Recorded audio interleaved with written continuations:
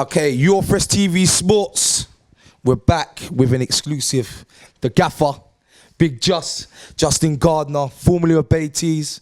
We're down at Barking FC, your stomping ground on a Saturday. Thank you for hosting us. Thank you for having us. Thank you for giving us this opportunity. We know it's really important for you to get certain things off your chest. But just talk Sunday League as well. I think you've been a big figure in Sunday League. Baiteze are definitely a massive figure in Sunday League. So today's about getting to know you. Talk about this lovely array of trophies that some people might not know you had. And basically, just this a little chit-chat about Baiteze. So firstly, how are you, bro? Yeah, thanks for having me. And I appreciate you coming down here. It's a long way out of your way, but hopefully you get a nice exclusive today that can help to grow your content, because I'm a big fan of what you're doing. So pleasure to do the interview with you guys. Yeah, so obviously my name is Justin. As you said, was currently Baiteze manager up until recently. But yeah, just wanted to clear a few things up that I think was posted by certain members of Baiteze that I thought was uncalled for, really. And as I say, I'm not here to dig anyone out or to slander anyone. I just want to state some facts, really. Cool, and I think that's really important. I think a lot of people would have seen that we're coming to do this exclusive, and they're sitting there like waiting for like EastEnders, dum. Do you know what I mean? And that's what it's not about. Is you've been a big figure in Sunday League for a while, so it's important to get these positive. We had a brief chat a minute ago, and you're doing a lot of positive things. For me, to start with, I want to know what Baiteze was. Where did it start? How did it start? How did you envision Baiteze going? What was the reason behind starting Baiteze? So I'll give you as long as you want, my man. So start, because I know there's something you're very passionate about. So fill us in every detail. Where did it start? Where did you see it going? Did you think you'll get as much success as what you have had? And we won't go on to what's next just yet. How Baiteze started was Theo Ola, as everyone knows, was and a few of his friends and a cameraman called Lloyd was filming, let's call them challenges, like shooting challenges. And Theo was playing for me at the time on a Saturday and a Sunday for Myland, the Sunday team that I bought Baiteze to. And I just had a conversation one day and said, look, I've always wanted to do a YouTube team.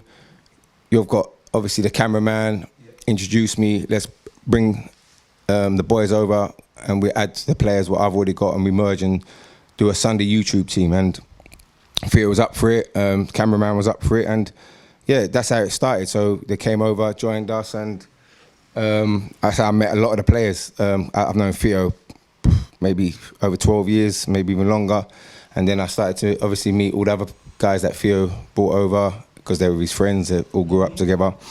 And yeah, and the goal was obviously to try and dominate East London in terms of the trophies, but most important, when I spoke to Theo, as Theo knew he knew what I worked in. I was someone that liked to keep people off the street and keep them out of gang culture. And Theo, to be fair to him, was on the same sort of page on that. And he mentioned there was a lot of guys that are either caught up in gangs or just coming out of prison or whatever. And I said, look, that'll work in perfect what we're trying to do. Let's give them something to look forward to on the weekend.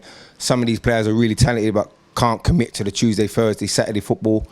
But at least if they know they've got something on the end of the weekend to look forward to, don't need to get themselves into bother over the weekend. So that was the goal. And brought them over to the Hackney Marshes. And I think in the first game we all saw that it was sort of welcome to the Hackney Marshes, because these boys, they weren't ready for what was going to happen. And me and Theo tried to pre-warn them. Me, Theo, Rash and Olu, because there was a few boys that had been playing for me previously. And in hindsight, it was probably the best thing that happened to us. Because if we would have gone and won that game, we might have not turned up the week after and thought it was a doddle. But I think that sort of woke us up and thought, okay, we need to come here with our A game. I think we went 1-0 up in the first game, and we lost the game 4-1. Okay. And if I'm not mistaken, it was called a team against El Vante, who actually in the league now that Baiteze have just gone into.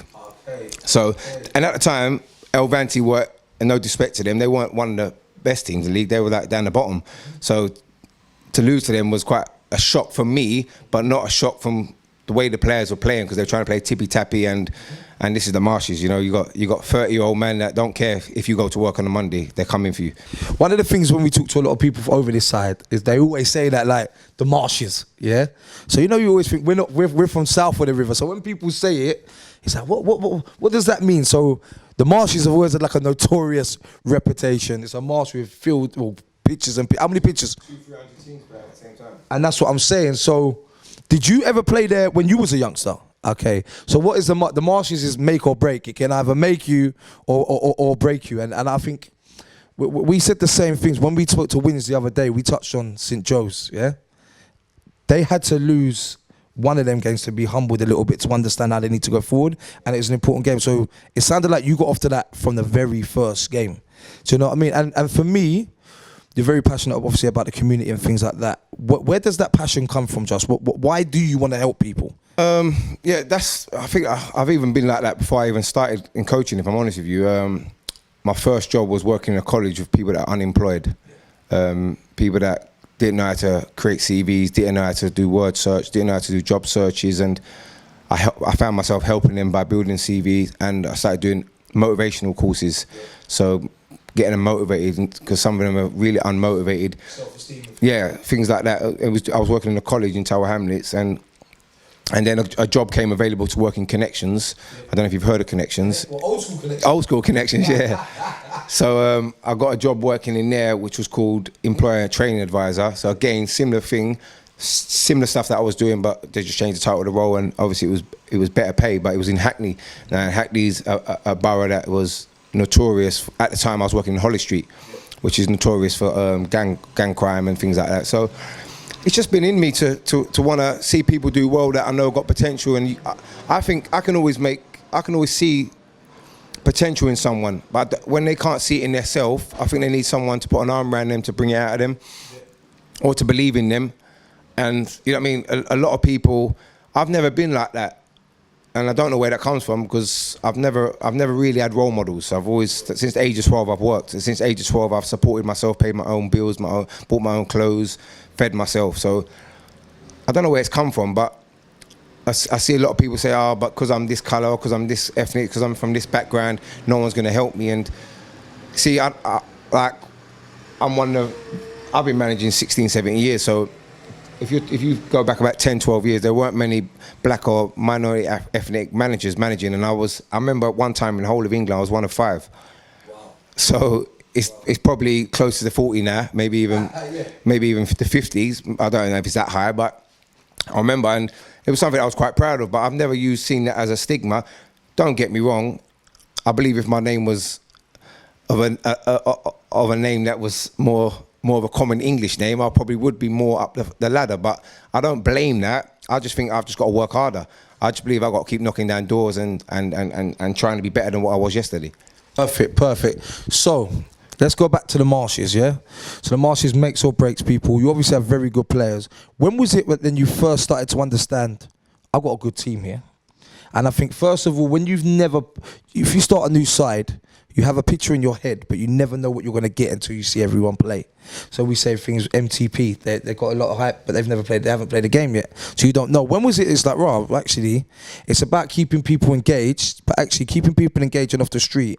If you then reward that with winning, that's very powerful. When was it when you thought, you know what?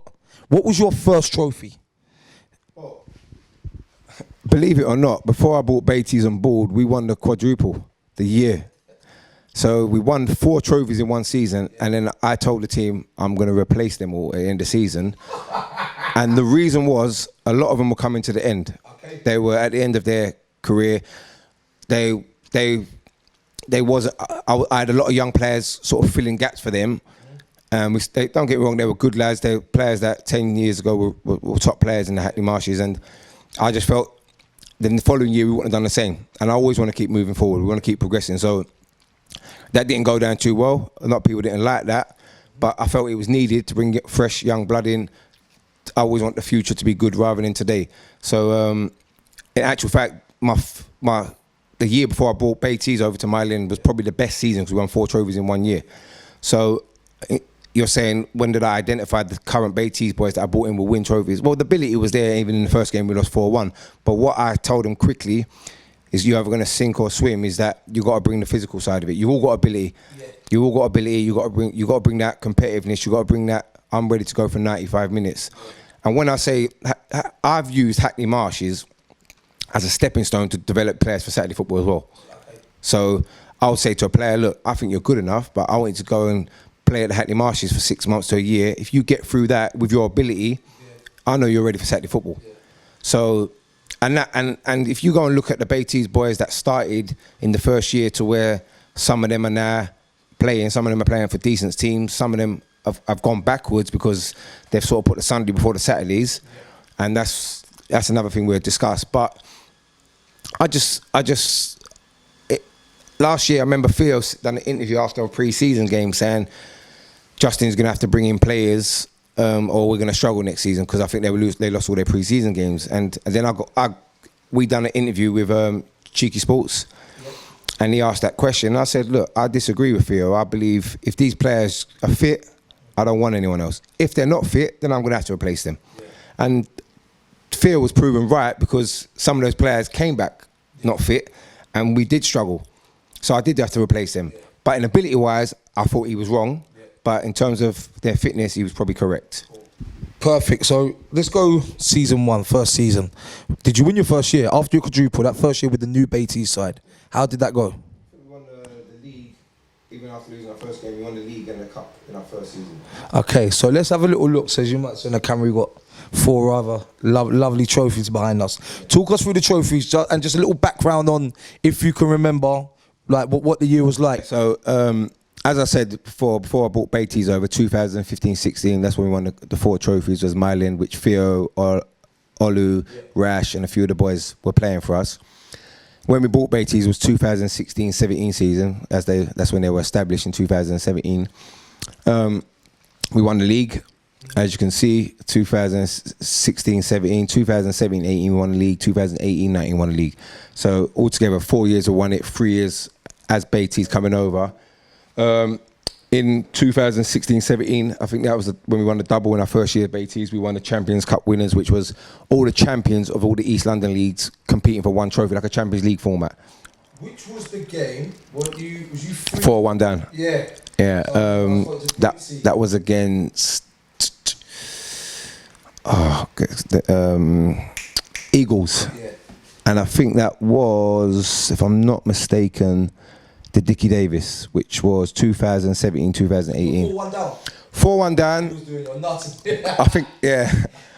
4-1 down. I think we had Theo on the bench. I think it was Imed on the bench. There was a couple of good players on the bench. I remember there was quite eyebrows raised when I didn't start certain players. But I think we won the game of the week before without these players. They weren't available.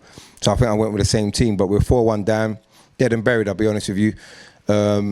I was probably the only one that maybe believed it. That's why I made I think I made 3 subs at half time, if I'm not mistaken. And yeah, I think Quincy equalised 4-4 in the 89th minute, and then I think that's what he said when I spoke to him, because I asked him about like what one of his biggest moments, and he said because I think his family when that were there. So he said the equaliser. He just said it was like bedlam to be 4. Yeah. So it was. How many did you have there? I'm guessing there's at least 300. And that's what I'm saying. It's only Sunday league, and as they say. But yeah, and I remember Quincy saying like that feeling on a Sundays in front of his family. He said 4-1 down, dead and buried, equalise, and you go on and win. Give me a little bit of background on what's this bad boy here. Don't drop it. Yeah, this is the Jack Walker. Yeah. Walker trophy. Which there's some. Anyone that knows Hackney Leyton League will know there's some legend teams on there. Clapton Rangers, what a team they was 10 years ago. Lapton, Black Meteors. So there's a lot of talented East London teams that are on that trophy. It's an old trophy. It goes back to, look where we're going. Look, 1972. That trophy goes back to. Cool. So yeah, we've won. These are all the trophies we've won. 13 trophies I've won in 5 years. 13. Yeah, 8 in the last 3 years with Baiteze. But 13 altogether as Myland, because not a lot of people know, but the name was never Baiteze Squad on a Sunday. It was Myland and Baiteze Squad, because there was Myland and Baiteze. We merged it together, so it was called Myland and Baiteze Squad. And that's why all the trophies say Myland on it. And I think this year was the first time we changed the name to Myland and Baiteze Squad on paper. Okay. Yeah. Okay. Let's talk about now. So I got on here. So we spoke a bit about the background, goals, and success. Let's talk a little bit now about your like the online scene. What do you feel like the online YouTube scene? Obviously, you said you had aspirations to start on a YouTube team. Did you ever think that the online scene would be as big as what it is now? Yes and no. As I said, I'm a winner, so I believe everything you do, you're going to be successful at. So yes, from that point of view, but maybe not as quick as it happened. I think when I realised it was really big is when I was getting stopped in the street. I've been managing, like I said, 16, 17 years on a Saturday, and that's never really happened unless it's someone that's in football, and 9 times out of 10 I know a lot of people in football, so I'll know them anyway. But yeah, being out with your family in restaurants or even shopping in Asda, and I think the best one was I went to Mexico last year, and a guy come up to me and goes, "Oh yeah, I'm a big fan of you, blah blah blah, Baiteze." So yeah, that was mad. I was a bit taken back by that, and as I said, yeah. So I think the platform that being on YouTube has been massive from that point of view. But if I'm totally honest with you, which is probably, I reckon it's probably a weakness on my part, that I'm not really I don't really care for that side of it, if you know what I mean. Like, I want to win football matches, and like even on camera, like I forget sometimes the camera's there, or more times I forget the camera's there, and I'm just involved in a game for 90 minutes. I'm zoned out, and then obviously sometimes I look at back on things, and sometimes I think, oh, I mean, my son's watching this and things like that. But it's football, innit? And I just want to win. And it's never personal. It's never trying to be rude or disrespectful to anyone. And win, lose or draw, I always shake the opposition's hand. So yeah, the YouTube scene is massive now, and obviously there's more teams jumping on it now. And me, in terms of what I see going forward, I feel that for it to go to the next level, I think there has to be a YouTube London League. There has to be. Maybe, to be fair, if the COVID thing weren't going to happen, I was thinking of doing a summer one myself. But I think that might be, do the summer one first, see how that goes. And the only thing is, to do it, I think you need to have all the YouTube teams in it. Otherwise, it'd be a bit silly. But because you're probably going to get the 1 or 2, as I watch your interview with Winge, that are probably going to back out of it. And because they don't want to ruin their reputation. But listen, we all lose football matches. It's how we bounce back. Do you think people are scared of losing? Do you think once you're in that limelight and the cameras are on, it's the fear of losing and it being out there losing? Because I think one of the biggest things, whether you're in Saturday football or Sunday football, is that when you have cameras on and someone beats you, it's a blueprint on how to try and beat you. So do you think losing, does it scare you losing? No, I don't like to lose. Scared is probably the wrong word for me, because I don't think I've ever gone onto a football pitch and thought I'm going to lose this game today. In actual fact, there's been times where you've got the bare 11, even like on Sundays, you turn up with 11, and I remember even one time I had to get like one of the supporters that I've never seen play football, because we had 10 men, he had to help us play, and he was terrible, but we won the game. I had to play. Did you? Yeah, this was probably 3 years ago, probably the first season at Baiteze, and I had to play, and I think it might have been in the Mile End before Baiteze come, but I remember there was one year I had to play. We won the game 2-0, so no, I'm not scared to lose. I don't like to lose, and it's horrible. It ruins my weekend. So yeah, but I'm quite fortunate enough that I think I win more than I lose. So yeah, I'm very lucky on that aspect. Let's talk about sort of the new look Baiteze. We see a lot of things on YouTube, like going to St George's, see Theo's with Madison and things like that. How do you? Obviously, we don't know Theo personally. We spoke to him on our lives and things like that. How do you keep them boys grounded from that? Because I can imagine people can get carried away with it, being in the limelight all the time. How do you deal with them sort of players, that side of things? How do you keep them grounded? Because one thing me and V were talking to on the way here is, when boys are having fun, you're very good at it. We're here to play football. We're here to get a result. We're here to win. So how do you keep them boys grounded away from that stuff, not getting too carried away? Yeah, like I'm probably you probably see it on camera, because sometimes they put things on camera, but. I don't really like the clout chasers. I believe if you're winning football match, you should celebrate. Yeah. So when you see us win a football match, you probably see us singing and dancing, and I'm even joining in or part of it. I don't think there's anything wrong with that. Football is a beautiful game, and you shouldn't take for granted you win. It could be your last win, because we could all be gone tomorrow. So I think you should enjoy it as much as you can, but don't celebrate while the game's going on. Yeah. Don't celebrate during the game. And when I mean don't celebrate, I mean obviously you can celebrate a goal, but I mean don't like mocking the side by dancing while the game's going on, or singing while the game's going on, in terms of disrespectful to the opposition. So Yeah, in terms of keeping them grounded, I would have to sometimes, I've had to drop players. I've had to leave them out. I've had to say to them, look, your focus is not about winning the game. You're coming here to do the content thing, which I understand is important, like the cameraman. That's why we used to always clash, because they want certain things, which I understand, because that's how you probably grow in the YouTube side of it. Sometimes it becomes about the views, not about football. And we made the point the other day on the podcast that there's a lot of teams now that will say stupid things to be in the limelight. But that's a dangerous thing, because Twitter doesn't win you football matches. You got to turn up on a Sunday, and if you're talking the wickedness on Twitter and you get slapped 9-0, but teams are happy with that sometimes. So they might go, you know what, Justin Gardner, let me at you at something, and then when you at them back, their name's in it, and then someone's like, oh, who's this team? Follow. Do you get what I'm saying? So it no longer, I think people run a dangerous, it's a thin line teetering with what do you actually want? Football's about winning games. It's about results. It's a results business. Yeah. So if you can win games, that will build a following naturally. And I think, yeah, and I think new teams, not so much new teams, but a lot of the smaller teams now are trying to get in full with, because let's have it right. In Sunday League, there is the big boys. There's the league of the elite Sunday teams, and there's teams that you can't be in that league because they're the elite through footballing ability as well. So the Dons, Baiteze are massive, Lambeth are massive, but they can also play. So there's a difference. There's a massive difference there. So thank you for that, Just. Let's talk a bit. Let's fast forward a little bit now. So obviously you're no longer with Baiteze. Was there a point where you could feel a sort of change where you thought, you know what, it isn't quite working anymore? In terms of your second part of your question, no, I didn't see or feel a change. I'll explain to you the reason why I'm no longer at Baiteze. I think that might make it a bit more helpful. So, as everyone knows, we got a sponsorship deal last year at New Balance, and New Balance, sponsored us from last season, which was quite a good financial package that they offered. And there's a guy called Ebbs that's involved in sort of running the Baiteze behind the scenes, and who's dealing with those kind of things. And I just asked a simple question, like, what are we going to use that money towards, which I thought was a fair question to ask. And his answer to that was, we're going to obviously make sure that the pitches are paid for, the referees are paid for, players don't have to pay subs, and pay the media team, which I thought fair enough. I know how tough it is to the media side of it. You have to do, you understand? So you have to do all the editing. It's not just one day, turn up on a Sunday and film. So I was cool with that.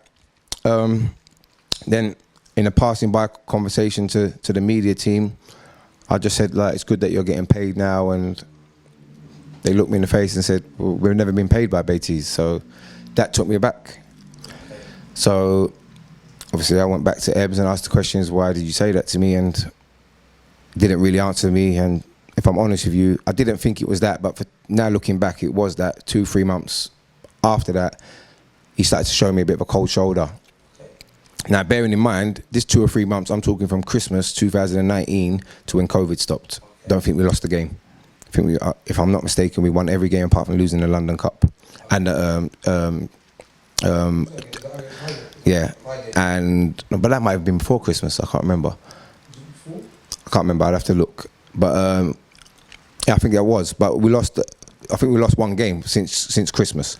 So team was doing well. We was doing well. You could see from our videos, players were happy. They were celebrating. And then I get a call in April. I think April, May. When was the Black Lives Matter situation?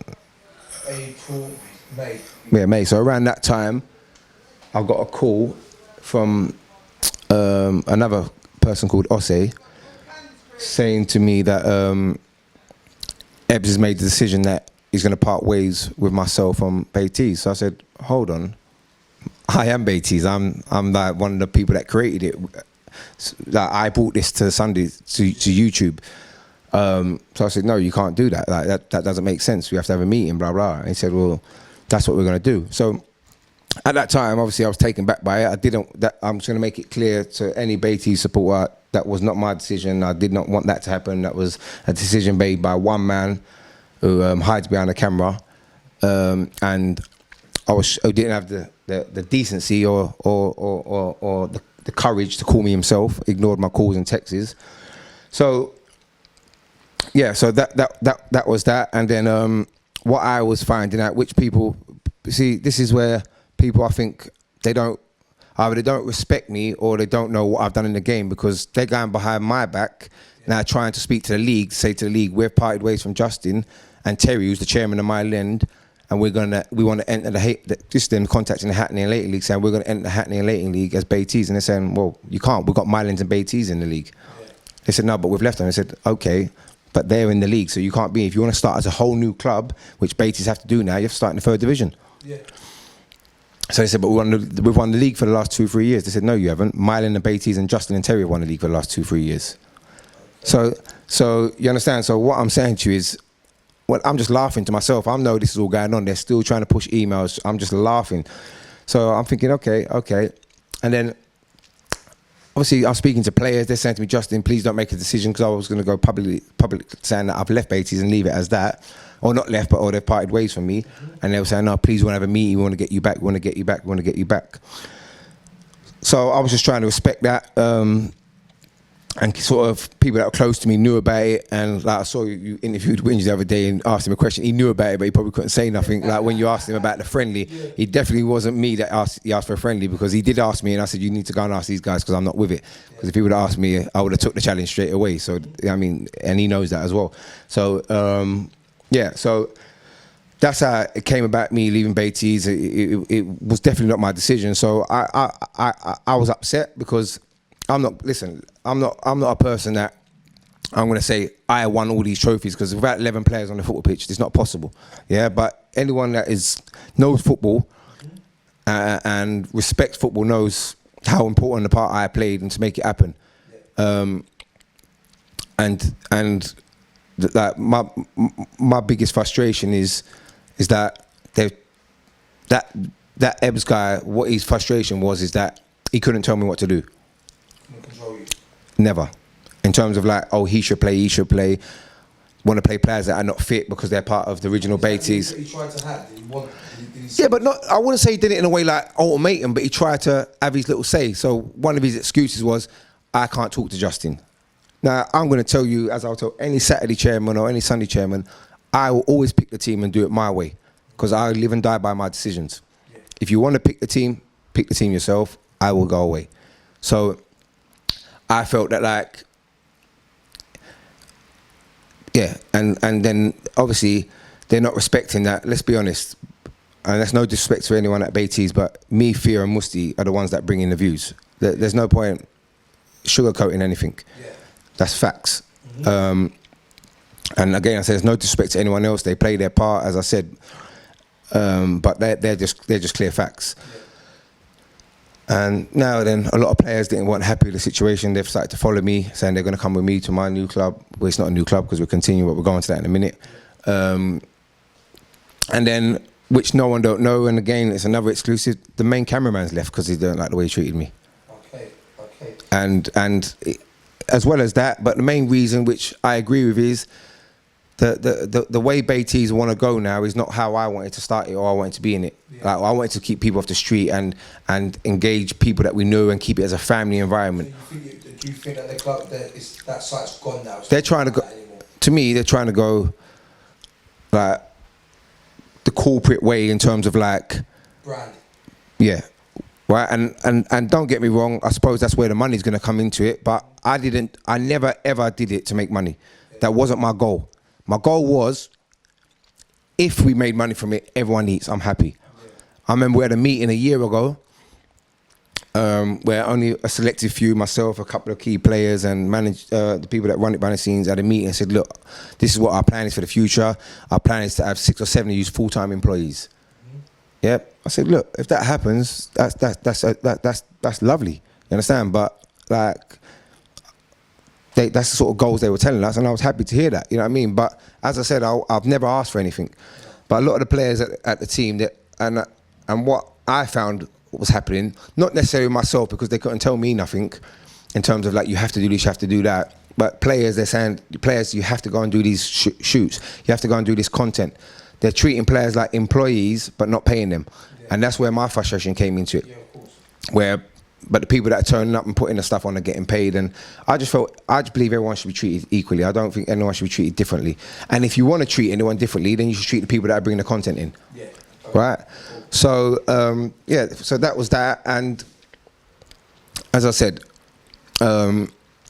people need to know the truth. You understand? Like, it's one man making these decisions who's being selfish, and he's not doing the best by Baiteze. And as I said, I will never sit here and slander any of the players because they played for me, and I believe they did their best. Could have done better, because we all could have done better, but they did their best for me, and I believe I got every ounce of them why they was in my presence. And the trophies are here to prove that. While we're on the subject of players, obviously there was an interview, right? Interview with Mark, Quincy, and Billy, I believe. What did you make of that? What did you make of the comments? How did you feel about that interview? Yeah, so just before I answer that question, there's another thing I wanted to say. Is one thing that we was clashing quite a lot at Baiteze is that I was finding frustration is that the people that were doing the shoots weren't necessarily the ones that were playing in the games. So I felt it was a separate thing. Yeah, and I don't think that's right. I'm saying to them, if we're together, we need to be all under one umbrella. I said and for me, that's where they're going wrong. And that's why it will never be as big as it should be because of that. Because you can't have a man because he don't want to turn up on a Sunday because he goes out clubbing on a Saturday, can't get up to play football in the morning, but can turn up at a shoot at 9 or 10 o'clock at night because it suits his time. So, and then players that are playing on a Sunday are missing out on that content because sometimes like they have rappers on there, and some of the players might like them rappers. I'm not into all that, you know what I mean? Like, I'm old school. I like my R&B and my bashment and my garage and my funky ass. So, you know what I mean? So. But yeah, I just always saying to him, like, if they're turning up to the shoots, they should be turning up to the matches, even if they're not playing or not. So I tried to implement that, saying that if you're, and to be fair to Ose, he tried to help support me make that work, saying if you don't turn up to the games, you can't do the shoot. But then again, Ebbs was saying no. So it was just all mishy-mashy, and I didn't like that. And I know it's Sunday football, but I think you should try and be as professional as you can in any environment you do. So yeah, so that's that part. To answer your question, yeah, the main reason why I took upon to do this interview was because I thought it was unclassy, that interview that came out where Mark, Quincy, Billy, Theo and Musti was present. And there was a couple of things that were uncalled for, but there was one thing in particular that I felt needed to be addressed ASAP, just to prove that you shouldn't listen to what people are saying on YouTube and take it for truth. Yeah. Dig deep and look at the facts. You heard out of your own mouth Mark and Quincy say the team was declining. Now, what's the definition of declining? On the down, they're not doing well. They're not doing well. So you're starting here and you're coming down. Yeah. Right, we won the league every year. So that's not declining. That's not declining. Winners. 8 trophies in 3 years at Baiteze. Is that declining? Do you think that opinion was fueled by people telling them things? Oh, well, listen, as I said, I'm not going to throw anyone under the bus, but there was 2 people in that interview that you could clearly see that was trying to support and didn't say nothing. So work it out for yourself. But they was telling me that they was probed. Say what you want about Justin. Don't hold back. Because they might not have been able to say those things to my face themselves. So they stand behind the camera and get other people to say it. And as I said, you see me, I don't argue with anyone on social media. I'm not coming here to slander anyone. When I see those people, I'll bring that question up to their face and we see if they've got that same sort of energy to be man enough to say it to me in my face. Because you see me, I'm honest. Not everyone likes me. And I'm calm with that. I'm not for everyone. And I'm happy with that. So if they stood on camera and said, we felt Justin's style of management wasn't best for some of the new players that come in, or for majority of the players, fine. That could possibly be the truth. The trophies won't say that's the truth, but that could possibly be the truth, because I manage on Saturdays and there's some Saturday players that can't play for me because maybe I'm too serious about my football. I want to win too much. I'm too dedicated. I will breathalyze you on a Saturday or a Sunday if you turn up and I think you've had a drink. You understand? So, like, I don't apologize about that. I only want players that want to be a part of that. So I can accept that. I can. There was 1 or 2 players that definitely couldn't play for me because they ain't got no. You understand? They ain't got that, and that's fine. They want to play relaxed football, and that's fine. Each their own. And I hold a bad bone against them. I ain't got a bad word to say about them. In football, it's a short career. Play where you're happy. Play where you enjoy. Got no problem with that. But if you're playing for me, know that we want to win. We're going to be leaving no stone unturned. We're not taking any shortcuts. You understand? So it hurt me. You understand? Then you get someone like Mark, who I supported, and his teammates didn't want him in the team. But me, this is Sunday football. Yeah. I believe that the ability-wise for the whole group was good enough for us to win every game. Yeah. Yes, I could have gone and got 11 superstars on a Sunday, but it wouldn't have been the boys that have been together for years. It wouldn't have been the Baiteze thing. You understand? Yeah. Even though I could have done that easily, and we would have won games 10, 15-0 or whatever. But I wanted to keep everyone together. I wanted to give everyone an opportunity. I offered Mark, the goalkeeper, I offered him opportunities to come and train with my Saturday team. Never good enough to play Saturday football. Mm-hmm. And I'm sure he'll hold his hands up and say that. But I gave him the opportunity to improve and become better. So he's better for us on a Sunday. Yeah. That's how much I want to win. Yeah. That I'm willing to sacrifice that. Quincy is the one that hurt me the most. I'm not, Mark and Billy, Mark probably saying it from a point of view he didn't play much under me because Ibby was the number one. Billy, listen, assistant managers taking managers' jobs for me, it doesn't bode well for me unless the manager's left on his own accord. Okay. So I'll leave that, less said back that they're done. Quincy hurt me, I'm not going to lie to you. I made him captain at Baiteze, he wasn't captain at Baiteze. I appointed him captain. Yeah. I single-handedly made him a better player. I taught him how to win. I taught him how you dig deep, how you push people, how you become a leader, how important winning is. Yeah. And he will tell you that. He can't deny that. Mm-hmm. And if anyone's watched Baiteze from the first year to now, Quincy's got respect on his name now. Yeah. And I won't take credit for Theo. No. I don't think I've improved Theo. I don't think I can take any credit for what Theo is today. No. Theo was a footballer before I met him. Theo was a very good footballer. Theo was one of the elite footballers. Yeah. So I wouldn't sit here and say I've improved him. I've tried, yeah, but I don't think I have. You heard it here first. Urfreshtv Sports, innit? I feel like you just got a little bit lighter, just. You know what I mean? I just want to be honest and tell people the truth. I don't want people to hear two-side stories. And listen, if people really want to get to truth, I'm happy to sit down with the same people we in an interview and see if people have that same energy to say what the truth is. Yeah. I can back my truth up with facts. Yeah. The trophies are here. The declining was. But that's your proof. That is that's, yeah. So any fan that's watched that on Baiteze, you make of what you want. You know who to beat in the future. So bang, yeah.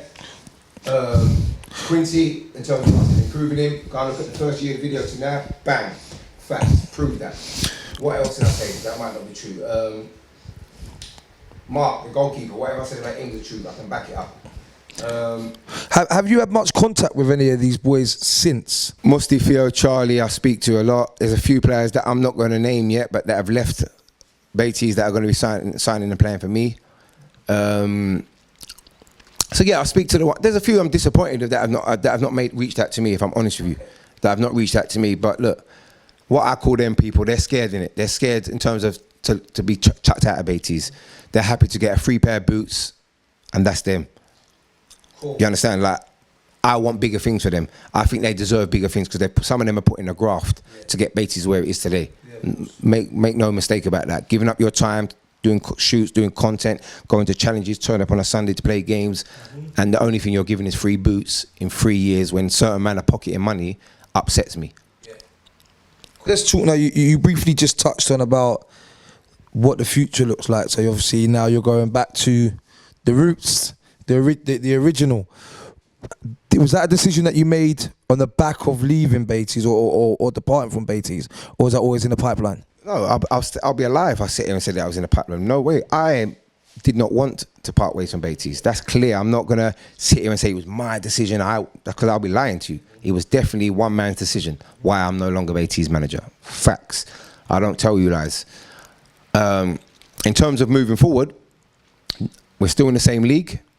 Hackney and Premier Division, still the current champions. Nothing's changed there. We're still called Myland and Baiteze squad. Nothing's changed there. So the name Myland and Baiteze squad will still be represented in the Hackney and Leighton League next season. I will be manager, same chairman as Terry. 4 or 5 players from Baiteze squad will be coming over to play for Myland and Baiteze squad, as well as new recruits. We have a new badge, as you can see above us. Yeah. So the name will still be called Marlon and Baiteze Squad. That's an exclusive here. It's not. No one else knows about it. With my hashtag underneath it, love the game, it will love you back. I have the copyrights to that. I own that. I paid the patent. You look to me like Riley, like he was gonna see it. I paid for the patent, right? I paid it. I'm not gonna lie. So I own that, and yeah. So like I said, in term, the only thing will be different is you won't see all the same faces as last year, but I'll give you a tease here now. You'll see two of the big names from Baiteze will be playing for me next season, which one of them's got a song after them, and I leave that for you to work out. But we won't say it on camera because we want to do a little exclusive when we announce them. But all I can say is Baiteze announced that he's leaving to go to a higher level. He plays for me and plays for me only. So I'm sure the Baiteze fans will be letting them know who that is. But yeah, as I said, so not much has changed. In terms of player-wise, that's never been a problem for me to make new recruitments. I was in the Hackney Lake League before I brought Baiteze over, and as I said, in our first year we won the 4 trophies, which Theo actually was part of and won those 4 trophies. So yeah, nothing's really changed apart from, as I said, we're gonna another exclusive. We'll be filming our games. It will be a YouTube team, so we're another YouTube team. Not another. I say we're continuing. We're entering the fray because in actual fact, on paper, Baiteze Squad is a new team starting. They'll be registered as a new team this season. We're not registered a new team. We'll be the same name as last year and the year after. So yeah, we will be filming our games. The content will still be going out on YouTube on a Sunday. So yeah, you still have here. Unfortunately, you have to put up with me on the sideline still. And yeah, like I said, any of the Baiteze fans that still want to follow me, that's where I'm going to be in the same spot as last year. You know what? That is something that's key. Baiteze have a massive following, and a lot of them fans have seen you from the start up until now. Is there anything in particular you'd like to say to the fans? Because I think you said you're in Mexico, and people approaching you in Mexico. That's a massive, massive thing, and it's only Sunday League. Do you get what I'm saying? Is there anything in particular you'd like to say to the fans? Yeah, I just want to say thanks for all the support. Even though those are the ones that gave criticism is always needed to improve you. So I've got no problem with that. But especially the ones that supported me, and especially when I was getting a hard time, saying I was giving the players a hard time, but a lot of fans were coming on saying, look, Gaffer's doing the right thing, he just wants you to win. And as I said, I'm not going to change. I am who I am.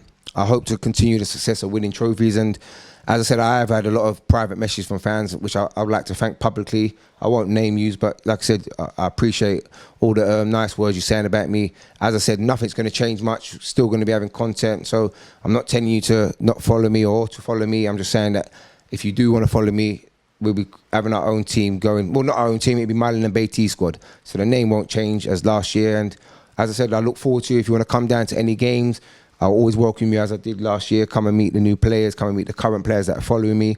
And yeah, hopefully it'll be the same and not much change really. The only difference will be we won't be doing any content during the week. Yeah. It will just be a simple YouTube team filming the games and putting the games out for the fans to watch. And we're going to try and grow. What I'm going to do is learn from Baiteze in terms of I should have had my name on the paperwork.